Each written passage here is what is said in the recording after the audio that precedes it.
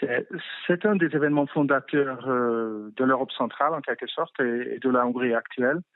Donc, on pourrait dire, comme c'est le moment où la monarchie austro-hongroise ou la monarchie des Habsbourg est dissoute, en fait, est en décomposition, et la Hongrie, le royaume de Hongrie qui faisait partie intégrale de cet empire, sera dissoute. C'est un événement traumatique pour tous les Hongrois, je crois.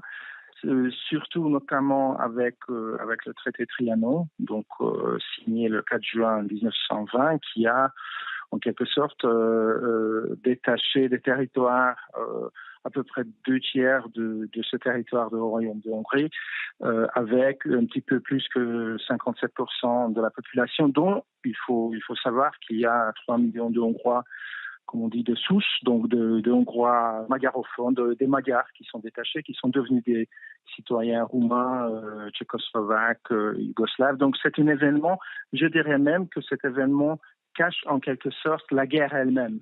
C'est-à-dire la Première Guerre mondiale ou la Grande Guerre joue un rôle, il paraît moins important dans l'histoire nationale hongroise qu'en France ou en Grande-Bretagne.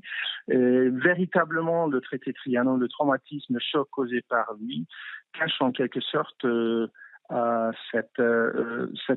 toute la Grande Guerre, en quelque sorte. Donc, on se concentre un petit peu, peut-être trop, sur nos traumatismes et la création des minorités nationales dans les pays voisins.